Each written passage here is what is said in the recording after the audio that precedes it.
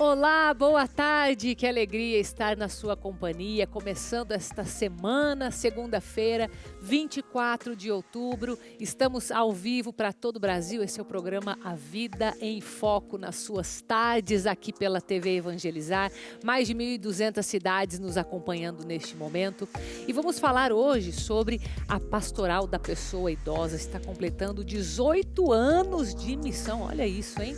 E vai promover um jantar beneficente no próximo dia 4 de novembro. Então a gente vai saber um pouco mais de detalhes, conhecer melhor a pastoral. E a minha primeira convidada está aqui, ela é coordenadora nacional da Pastoral da Pessoa Idosa, a dona Maria do Rocio Menezes Oliveira de Souza. Já já a gente conversa com ela. Mas nós também vamos falar hoje sobre saúde. Qual é o risco de tomar antibióticos em excesso? A gente precisa entender quais são os riscos associados para evitar, de repente achar que está fazendo um bem para a tua saúde e na verdade não está. Então vamos entender sobre isso também.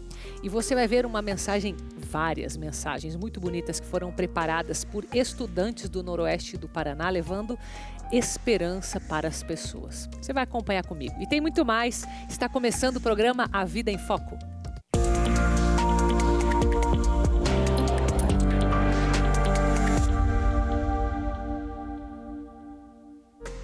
Você já ouviu falar da Pastoral da Pessoa Idosa? Provavelmente você já conheceu aqui pela própria obra Evangelizar, que tem esta parceria com a Pastoral. Hoje ela está completando 18 anos de missão. Não sei se é exatamente no dia de hoje, né? Deixa eu conversar aqui com a dona Maria do Rocio Menezes Oliveira de Souza, coordenadora nacional. Bem-vinda. Obrigada, Carol. Boa tarde. Bem? Tudo bem? Tudo. Qual que é o dia certinho? É hoje mesmo, não? 5 de novembro. 5 de novembro é o dia que completa dia... os 18 anos, Isso. tá? Que eu gosto de falar a data certinha. Uhum. E olha só, aqui uns números, né? Para você ter noção do tamanho dessa pastoral, né? Então, aproximadamente 1.080 municípios são atendidos em todo o Brasil. Acompanha cerca de 100 mil pessoas idosas. Meu Deus, é muita gente, né, Bastante. Dona Maria? Nossa. Bastante gente. E qual que é o teu papel? Me conta o que você faz nessa coordenação nacional. Bem, Carol, vai começar a segunda semana que eu estou como coordenadora nacional. Ai, que legal, parabéns. Foi agora, né? Ah. Então, antes quer dizer, ainda estou acumulando, mas agora em novembro a gente faz uma nova eleição. Uhum. Eu sou coordenadora da Arquidiocese de Curitiba, né? Antes da Nacional. Antes da Nacional, Então, tá. a Nacional, nosso trabalho é acompanhar idosos em todo o Brasil. Mas você tem o contato direto com eles ou não? Como que é? Sim, cada estado tem uma coordenadora estadual, e antes dela tem a coordenadora diocesana e tem os líderes, né? Líderes, coordenadora diocesana e coordenadora nacional de todo o Brasil. Então, entendi. Eu vou pedir para a senhora colocar o microfone um pouquinho mais perto, por gentileza. E eu quero falar aqui sobre esse jantar, né? Que vai ser uma celebração da pastoral desses 18 anos. Dos nossos 18 anos. Tá. Então, é para comemorar esses 18 anos, né? Então, nós estamos promovendo um jantar dançante. E é beneficente, né? É, beneficente. Um jantar dançante lá no Dom Antônio, que será dia 4 de novembro, tá. Com início às 20 horas. Tá, é uma sexta-feira, não é? É uma sexta-feira. Tá, que é logo depois ali do feriado, né, praticamente. Nós vamos ter uma banda ao vivo, a banda Anauê, que é uma ótima banda de Curitiba, né? Aí vamos ter o jantar com 4 tipos de vinho já incluído. Que legal. Refrigerante, água. E aí vamos ter o bolo de parabéns. Tem que ter, né? Não pode faltar, né? Se é aniversário, não pode faltar, né? Isso. Vamos ter o bolo, vamos ter sorteio de brindes, né? Então a gente quer convidar o pessoal a participar conosco, né? Procurar os convites para ir nesse jantar. Para ajudar a pastoral, né? Para ajudar a pastoral. E me conta um pouco assim, porque o pessoal ajuda quando entende, né? O que vai ser feito e tudo. Qual que é a proposta desse evento? Nós queremos mais confraternização, né? Confraternizar o pessoal, né? Para ir trocar, porque vem gente de todo o Brasil. Nós já temos vários estados que estão se organizando para estarem presentes. Então, mais também uma confraternização entre todos os líderes, né? Que a gente chama líderes, as pessoas que trabalham com a pastoral. e para a gente ficar junto um pouquinho, né? Trocar umas ideias, conversar. E se a gente tiver algum lucro, é em benefício da pastoral. Isso. Porque a gente faz capacitação. É isso que eu queria entender de você. Capacitação das pessoas que cuidam. As pessoas que se propõem a trabalhar como ser voluntária da pastoral, elas têm capacitação de 2 dias. Não é só querer entrar na pastoral, não. Elas têm que passar por uma capacitação de 2 dias, entender bem o nosso trabalho, porque não é só ir na casa do idoso. Nós temos toda uma metodologia que tem que ser seguida, né? Legal.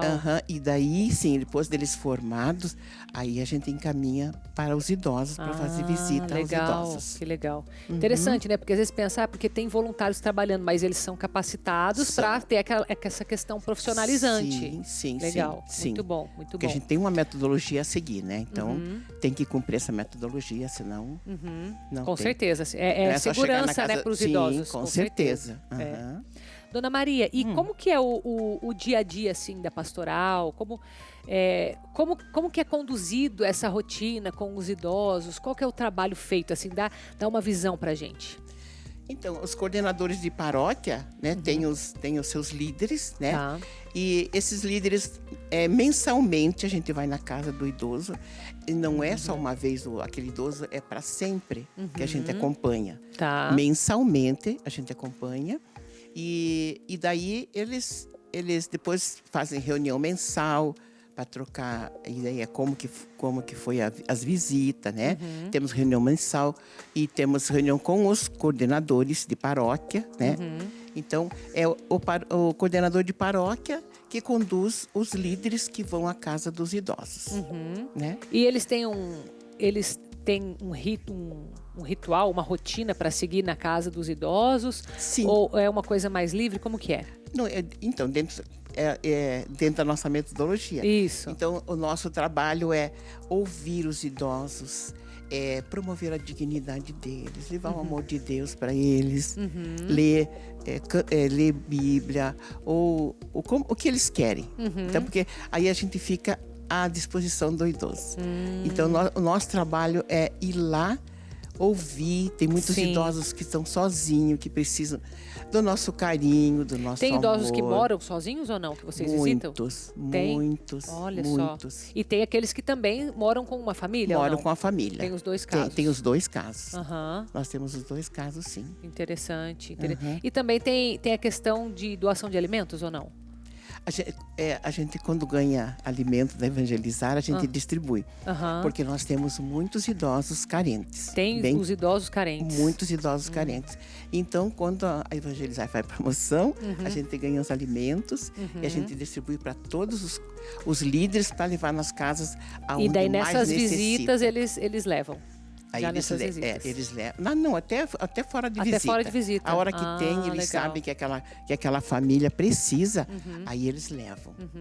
E me fala uma coisa, Dona Maria, quando um voluntário quer fazer parte da pastoral, como que é?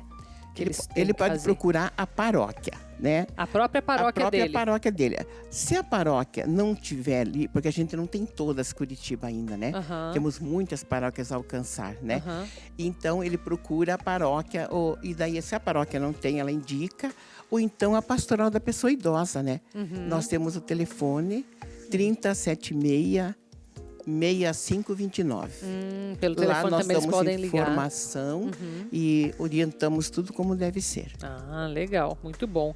Bom, então só reforçar que esse jantar é dia 4 de novembro aqui em Curitiba, no Dom Antônio, que vai ser? Dom Antônio. No Dom Antônio. E para adquirir os ingressos também é pelo esse telefone, não? Por esse telefone. 41 3076 6529. Isso. Então tá aí para você, ó. Acho que tá aparecendo aí na tua tela. E também os líderes têm, os coordenadores. Os coordenadores também, os contatos que eles têm já podem ser essa ponte. Isso, fazem essa ponte. Muito bom, muito bom. Obrigada, viu, Dona Maria do Rocio? Obrigada você. Sempre bem-vinda, viu? Muito obrigada. E que dê tudo certo no teu nova responsabilidade, nova missão, né? Agora que eu vou começar a nova responsabilidade. Obrigada, viu? Muito Sempre bem-vinda. Obrigada você pela atenção. Agora eu vou falar com você sobre a sua próxima viagem de evangelização. Olha ssó que bênção você poder evangelizar dentro do Brasil. vai ser do dia 3 ao dia 9 de dezembro. Então, finalzinho do ano, comecinho do mês de dezembro, nós vamos sair, eu, você, o grupo que está sendo formado com a Libermundo, para literalmente evangelizar pelo Brasil, saindo aqui de Curitiba, indo até Campos do Jordão, que é uma cidade belíssima, e passaremos pela Casa da Mãe, passaremos por Frei Galvão, passaremos também pelo Mosteiro da Sagrada Face. São vários pontos que a gente já desenhou no roteiro para você poder viver essa experiência de muita espiritualidade, de oração. A gente vai fazer juntos o Caminho do Rosário, vamos passear de barco, de trem. Olha, tá muito legal esse roteiro, tá pensado em cada detalhe e você não tem noção da riqueza cultural, religiosa, o turismo religioso mesmo que nós temos no Brasil. Ó, essa é a primeira viagem que eu tô fazendo, mas eu tô com uma proposta assim, na minha cabeça aqui, ó, e no meu coração, que eu não sei se esse é chamado de Deus, Deus vai me revelando isso daí, né? Mas eu quero explorar muito essa questão aqui no Brasil, porque nós temos uma riqueza muito grande e religiosa aqui pra gente explorar. Então, esta primeira já vai ser aí, ó, perto de Guaratinguetá, aquela região ali do interior de São Paulo.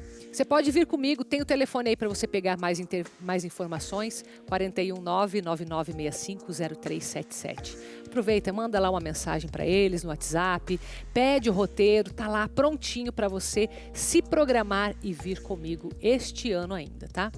Por enquanto, vamos fazer um intervalo bem rapidinho e na volta a gente vai falar sobre saúde e você vai entender a importância de você cuidar dos antibióticos e principalmente a quantidade que se toma. Já eu volto.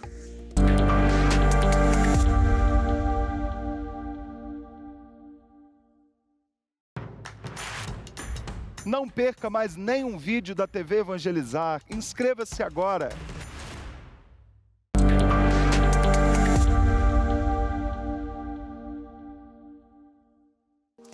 Já estamos de volta com o programa A Vida em Foco, abrindo esta semana. Vamos falar agora sobre saúde, sobre esse assunto que talvez gere um pouco de dúvidas aí, sobre o uso de antibióticos. Mais especificamente, o uso excessivo nesse caso. Excessivo é quando você tem ali uma busca maior por antibiótico, mas por mais que a gente tenha um controle disso. Então, vamos entender por que desse controle, né, da parte dos médicos, o que causa esse excesso do nosso organismo receber os antibióticos. Então, eu vou falar aqui com a doutora Larissa Herman, que é clínica médica dos hospitais Marcelino Champagnat e Cajuru. Bem-vinda. Tudo bem, doutora Larissa? Obrigada por essa oportunidade de falar sobre esse assunto que eu acho que é muito importante e é muito importante as pessoas conhecerem esse tema e entenderem a sua parte, o seu papel nesse processo. Sim, e eu acho que aqui a gente tem meio que dois extremos nesse ponto, né? Tem aquelas pessoas que evitam a qualquer custo tomar o antibiótico, né? E tem aquelas que qualquer coisinha que não, eu preciso de um antibiótico, né? Como que você vê esses dois extremos, né? Eu sei que os dois devem ter os prós e os contras, imagino. Eu acho que nenhum extremo é bom e a gente sabe disso. Então precisa realmente parar e entender o que está acontecendo e o médico realmente avaliar se essa pessoa tem indicação do uso de antibióticos ou não. Sim. A gente sabe que nenhum remédio é água. Todo remédio tem problemas, tem efeitos colaterais e os antibióticos, eles acabam levando a resistência ao uso deles. Então, uma vez que você usa um antibiótico muitas vezes de forma incorreta, você pode passar a esse antibiótico não funcionar mais para você. E você precisar outro antibiótico, muitas vezes mais potentes, com mais efeitos colaterais. Às vezes, se você não vai ter uma opção que seja comprimido, vai precisar internar no hospital para fazer antibiótico na veia. Então, é importante. Ao mesmo tempo, se você tem uma doença que só vai ser tratada com antibiótico e você não tomar ela, você pode evoluir, o antibiótico, você pode evoluir até mesmo para uma infecção generalizada, né? Ah, entendi. Então, o primeiro antibiótico, ele tem um papel fundamental, porém, ele precisa ser usado da forma certa, na dosagem certa. Né? Exatamente. Basicamente é isso. Tá. Então, vamos entender o seguinte. Quando você falou em resistência, a resistência, de fato, é como dizem alguns, que não sei se é da área médica essa informação, de que a resistência acontece na bactéria, que a bactéria fica mais forte, ou seja, ela vence aquele remédio e você tem que ter uma dosagem mais forte para combater esta mesma bactéria ou não? Então, vamos tentar explicar mais ou menos Tá. assim. É que o que acontece é que acaba sobrando só bactérias resistentes. Tá, Vamos pensar que a gente tá com uma infecção de garganta por bactéria. tá. Tem 100 bactérias ali na nossa garganta. Certo. Vem um antibiótico, ele vai matar 90% delas. Tá. Vai sobrar 10% que o nosso corpo teria que dar conta que essas bactérias já são resistentes a esse antibiótico. Ao longo da vida dela, ela Tá. vai ficando resistente. Independente do uso certo ou não. Então, ela já vai. tá ali. Tá. Então, o que acontece? Algumas pessoas, essas bactérias que sobram, o nosso corpo não consegue matar. Por algum problema na imunidade. Vamos lembrar principalmente dos pacientes que estão no hospital, que tem algum problema de imunidade, internamento por muito tempo. Essas bactérias que sobram vão crescer, vão se multiplicar e vão continuar a infecção.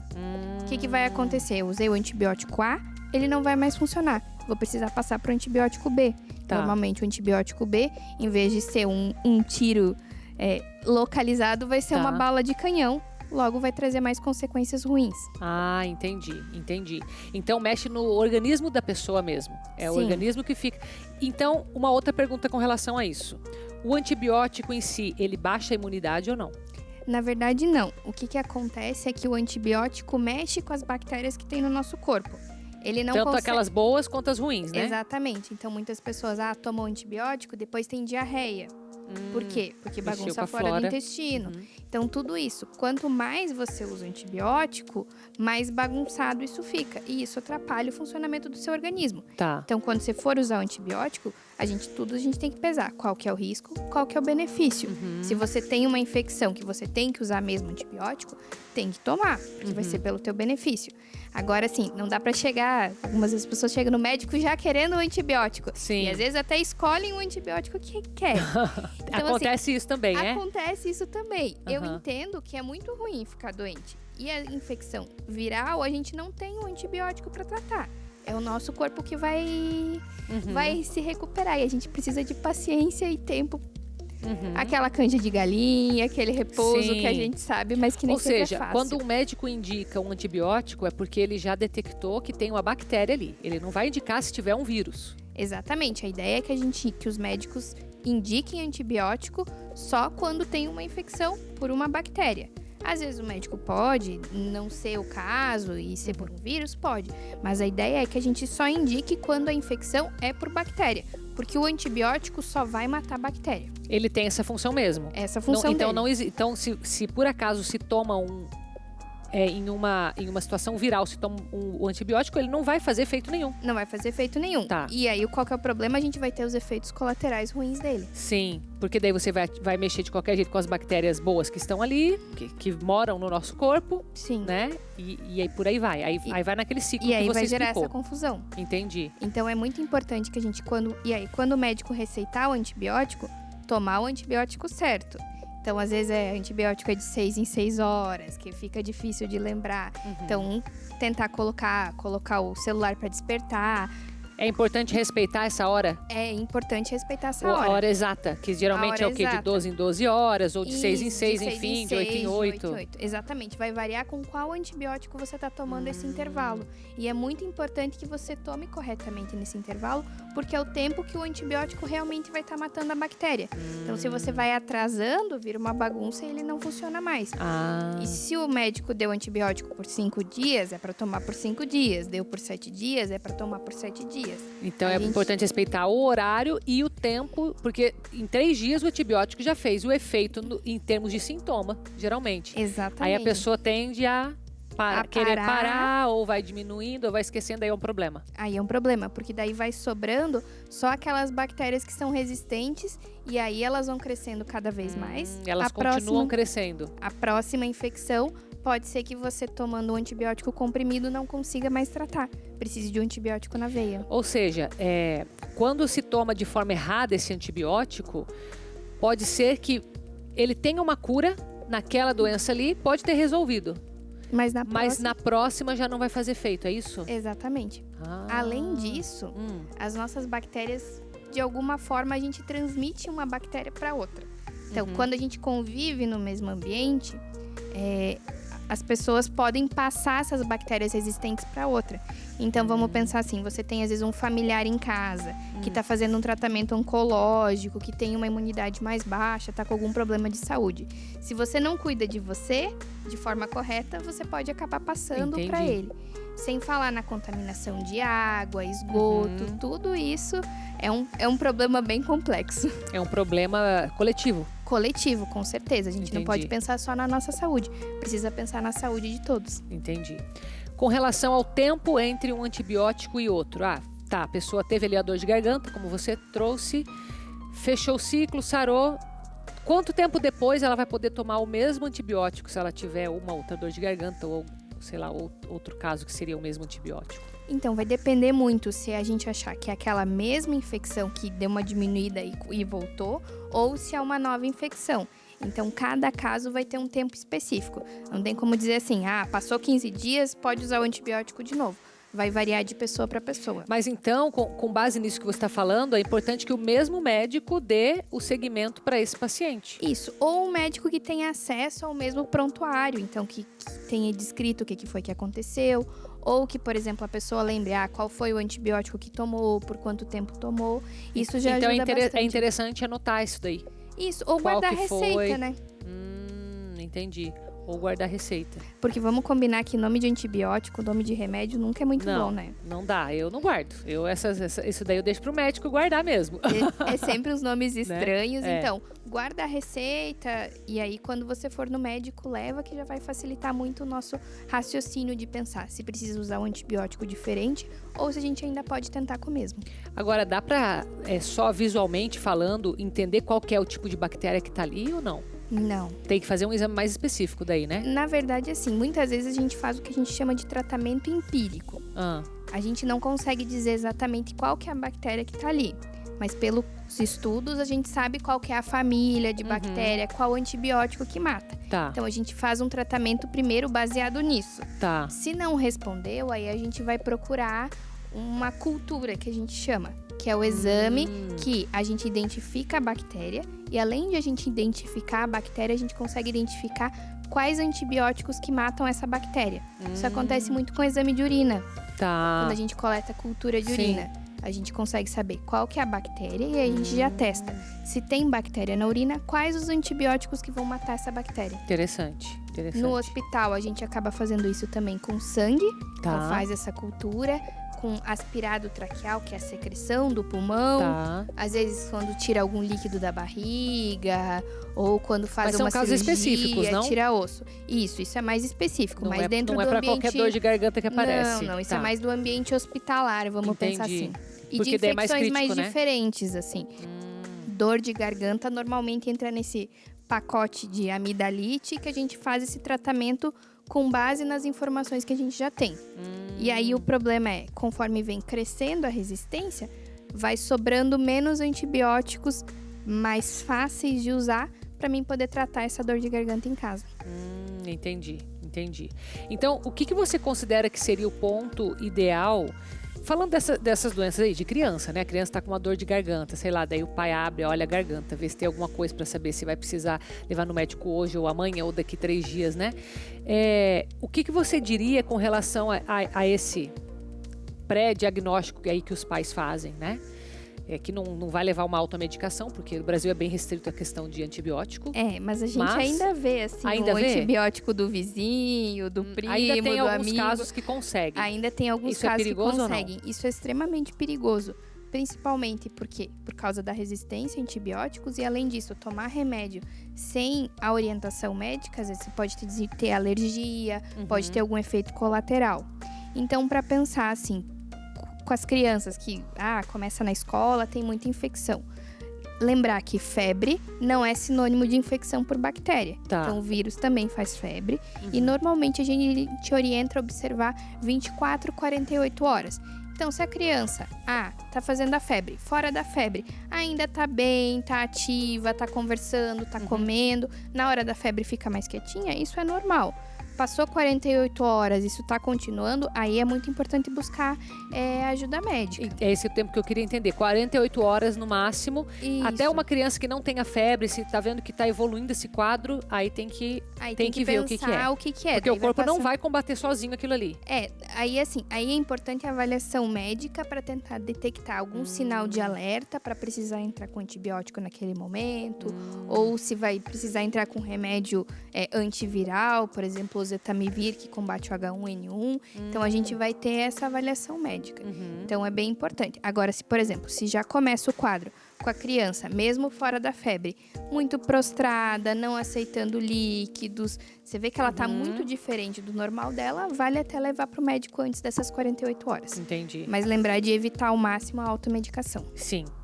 Tá, deixa eu fazer uma última pergunta, porque a gente, na pandemia, teve um uso muito maior de antibiótico, que eu sinceramente, eu não entendo, porque se o coronavírus é um vírus, e você já me falou que a bactéria, o antibiótico só mata a bactéria, não sei por que teve tanta uso de antibiótico. Assim, mas isso criou uma resistência ou não? Essa é a minha pergunta. Sim, a gente teve realmente um uso muito indiscriminado dentro da pandemia de antibióticos. A gente sabe que o antibiótico realmente não matava o coronavírus. E aí até levou um tempo para Às vezes ele tinha um efeito psicológico, talvez, não sei. Tem, né? Tem. Querendo ou não, a pessoa quer fazer alguma coisa. E é angustiante. Compreensível, Com certeza. Mas também a gente teve pacientes que ficaram muito tempo internados no hospital. Então, muito tempo com respirador, com sonda, com uma nutrição só por dieta enteral. E tudo isso afeta muito a imunidade. Então, facilitou que essas pessoas tivessem infecções por bactéria em cima do coronavírus. Entendi. Então tinha meio que um combo ali. Isso. E aí a gente acabou precisando usar antibióticos. Tá. Então a gente teve pacientes que ficaram internados 3, 6 meses, que fizeram assim, todos os antibióticos que a gente tinha. Entendi. Mas aí então, nesse caso, você viu que aumentou coletivamente um pouco a resistência. Por exemplo, hoje já se indica outro tipo de antibiótico por causa dessa pandemia ou não? A gente tem dados já que mostram um aumento da resistência, mas ainda a gente não tem mudança do tratamento inicial. Dentro do hospital então, a gente tem monitorado isso e conforme melhorou a pandemia, o uso de antibiótico também caiu, as bactérias resistentes também caíram. Ah, que bom. Então é um sistema assim que meio que se autorregula também, né? Sim. Isso é uma boa notícia, né? Se a gente fizer a nossa parte, com certeza, né? Vai ajudar, com certeza. Tem que fazer a nossa parte, isso aí. Muito boa a nossa conversa, viu? Bom, doutora Larissa está também no Instagram. Então tá aparecendo aí para você para mais dicas, viu? Obrigada, viu? Eu que agradeço, foi um prazer. Obrigada pela oportunidade de conversar sobre isso. Obrigada a você. Agora a gente vai falar sobre a importância das abelhas para a natureza, que não é só cuidar também do nosso ser, nós temos que cuidar do que está ao nosso redor, que também é muito importante. Acompanhe. Pequenas e muito importantes para a vida na Terra. E não é exagero, viu? A ciência já comprovou que aproximadamente 2% das abelhas selvagens do planeta são responsáveis pela polinização de 80% das culturas mundiais. Daí, então, a necessidade de todos saberem que é preciso preservar esses insetos, inclusive as crianças. Nesse centro de educação infantil, na cidade de Marialva, no noroeste do Paraná, esses pequenos tiveram uma aula diferente. De maneira lúdica, aprenderam por que as abelhas devem ser protegidas. Mostrar realmente a importância das abelhas, principalmente no processo de polinização que confere mais de 80% da alimentação humana. Com as explicações, elas foram descobrindo o trabalho das abelhas e que as frutinhas que tanto amam, por exemplo, tiveram a participação dos insetos no processo de produção. 5 escolas do município já receberam a visita da equipe da Secretaria de Agricultura.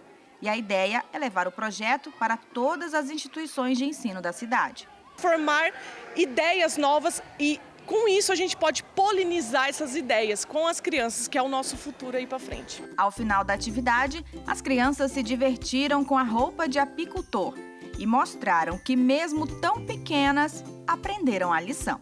O que tem que fazer com as abelhas? Pode matar as abelhas? Não, precisa cuidar dela. A abelha não pode matar. Tem que cuidar, né? Não pode cuidar porque senão morre.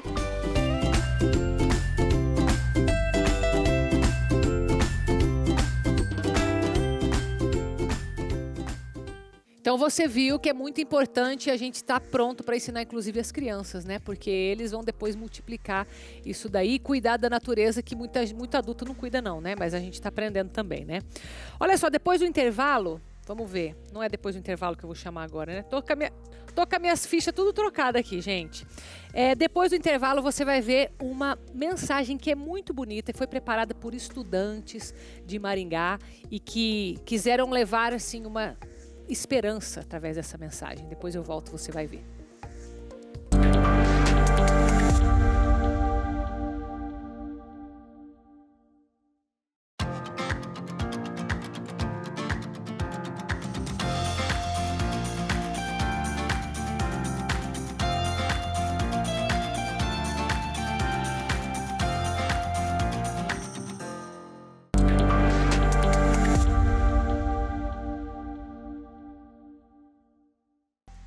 Já estamos de volta com o programa Vida em Foco nesta segunda-feira, dia de noite de louvor aqui na TV Evangelizar.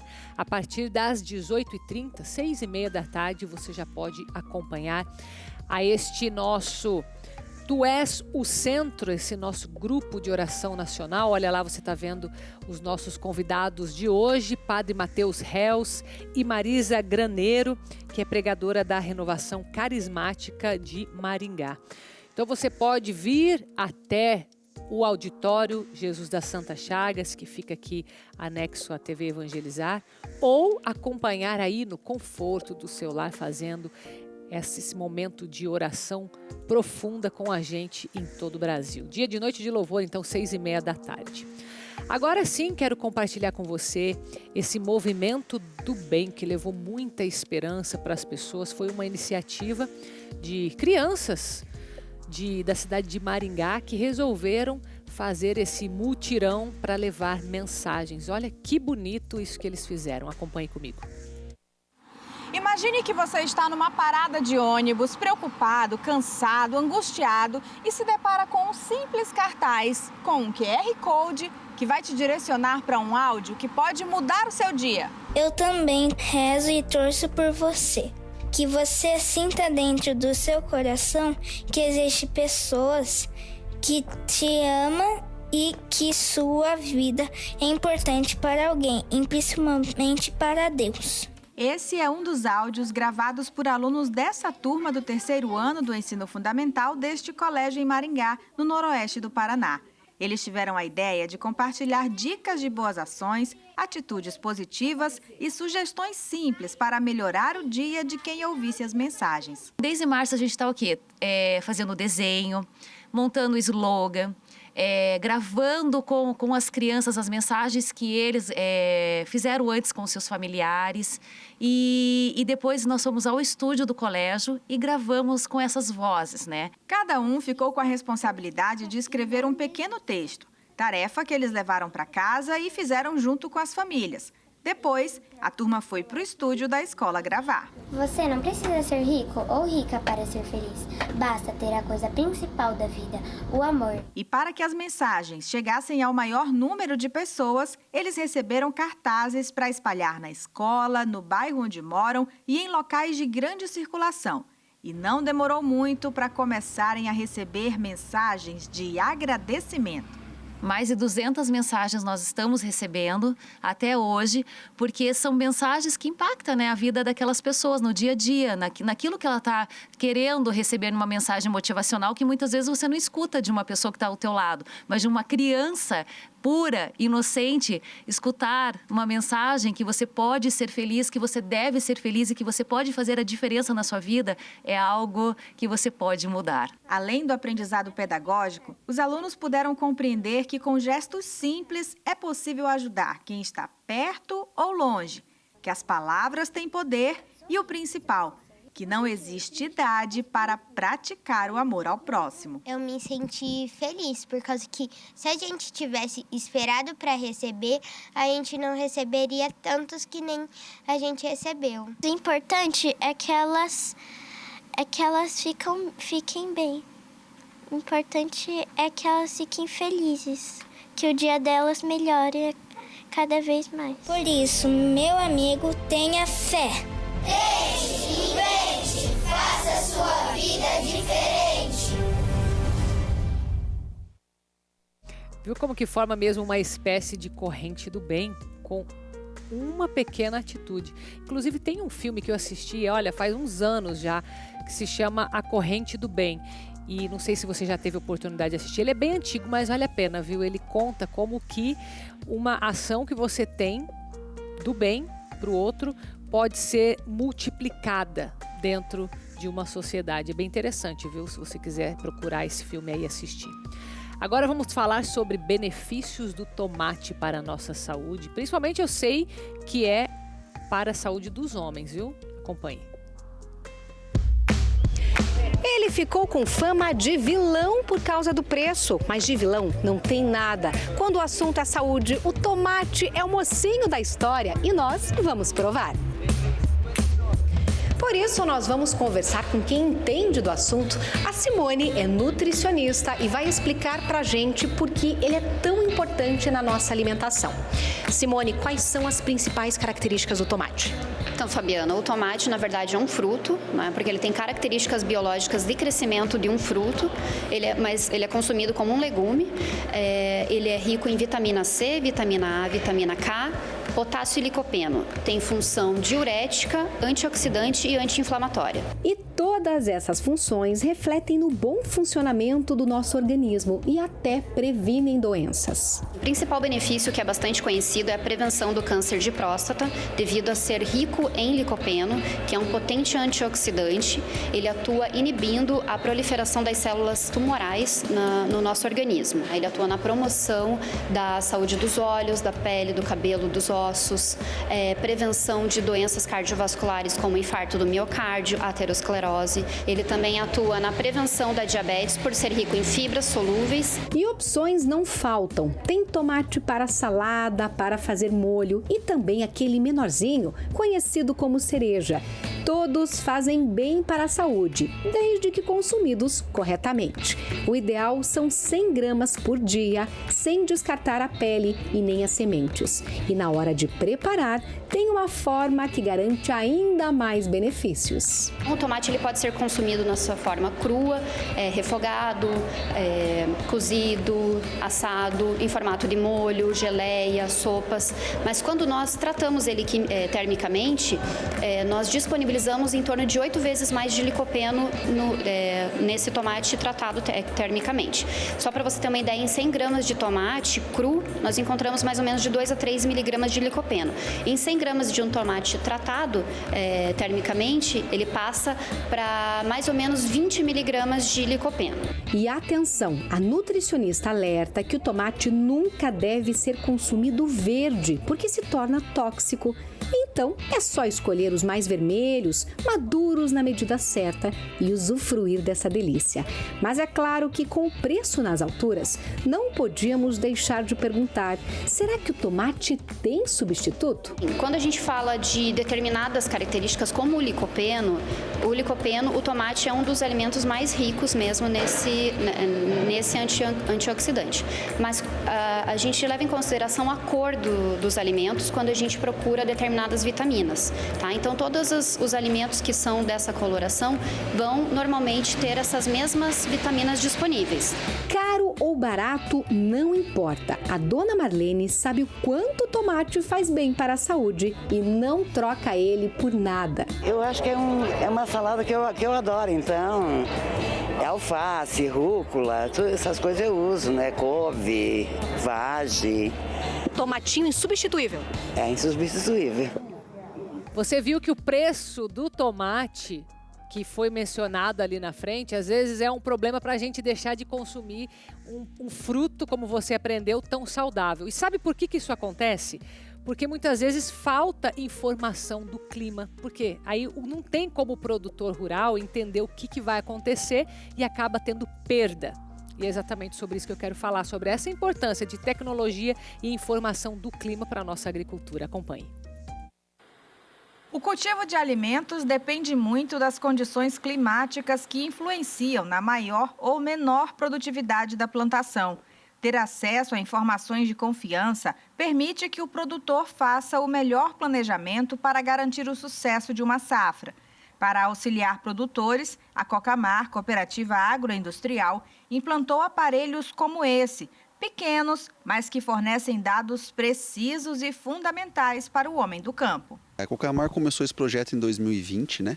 Ela começou a trazer estações climatológicas para os nossos produtores, porque a gente percebeu que o produtor precisava de um nível de assertividade maior na implementação da cultura dele, principalmente. A gente notou que o produtor ele ficava muito à mercê de muitos sites, de muitas informações que vinham para ele, que não tinham tanto embasamento, não tinha tanta confiança. Então, isso trouxe para a Cocamar uma ideia de que a gente tem que começar a trazer uma informação de maior qualidade para o meu produtor, para ele ter uma maior assertividade no processo dele de implementação da cultura e, consequentemente, ele ter uma melhor produtividade lá na frente, na colheita da soja dele, do milho dele, da cultura. Já são 28 estações climatológicas espalhadas pelas regiões norte e noroeste do Paraná. Tudo o que é captado aqui gera boletins meteorológicos, que são automaticamente disponibilizados em um aplicativo que o produtor pode acessar pelo celular a qualquer momento. São dados que o produtor pode ter em mãos para tomada de decisão. Fazer uma aplicação antecipada de um produto que ele necessite, que ele está enxergando um problema na cultura dele, fazer uma colheita antecipada por uma previsão de chuva estendida. Então, são situações que ele consegue prever e tentar ter maior assertividade na hora de fazer o processo ou da colheita, ou da pulverização, ou do plantio. As informações detalhadas sobre as tendências climáticas dão mais confiança ao produtor e podem evitar prejuízos. Com essas informações da estação, consegue planejar melhor o plantio, a aplicação e no final isso resulta em mais lucro, mais lucratividade. E hoje, 24 de outubro, é também o dia da ONU, Organização das Nações Unidas. Por isso, para você aprender mais sobre esse instrumento, nós vamos te apresentar no nosso Evangelizar Ensina de hoje. Acompanhe. No ano de 1945, quando um dos conflitos mais mortais da história chegou ao fim, o mundo se uniu em busca de paz. Uma organização foi criada com o intuito de diminuir os combates entre as nações e salvar a humanidade. Inicialmente, 50 países, incluindo o Brasil, aceitaram assinar a Carta das Nações Unidas. Este documento tinha a intenção de contribuir para a manutenção da paz mundial. A Polônia, que não teve representante na conferência, assinou a declaração mais tarde e se tornou mais um membro da ONU. Desde então, a Organização das Nações Unidas foi responsável por 170 acordos de paz. Atualmente, 193 países são membros da ONU e 6 idiomas são falados oficialmente na organização. O Brasil está entre os 20 maiores contribuintes em operações de paz. O país tem desempenhado um papel relevante na Assembleia Geral das Nações Unidas. Falando em Brasil, o memorável Oscar Niemeyer, junto com outros 10 arquitetos de diversos países, foram responsáveis por desenhar a sede principal da ONU. O edifício é chamado de Palácio de Cristal e está localizado na cidade de Nova York, nos Estados Unidos. Além dessa estrutura, existem outras 7 sedes da ONU espalhadas pelo mundo. Espero que tenham gostado destas curiosidades. Te encontro no próximo vídeo. Até!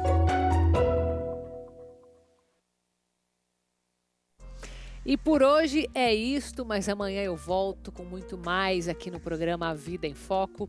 Agora você fica com pauta aberta e mais tarde, às 6h30 da tarde, nós temos o Noite de Louvor. Então eu te espero amanhã aqui às 3h30 da tarde, tá bom? No nosso encontro. Beijo, fica com Deus, até amanhã.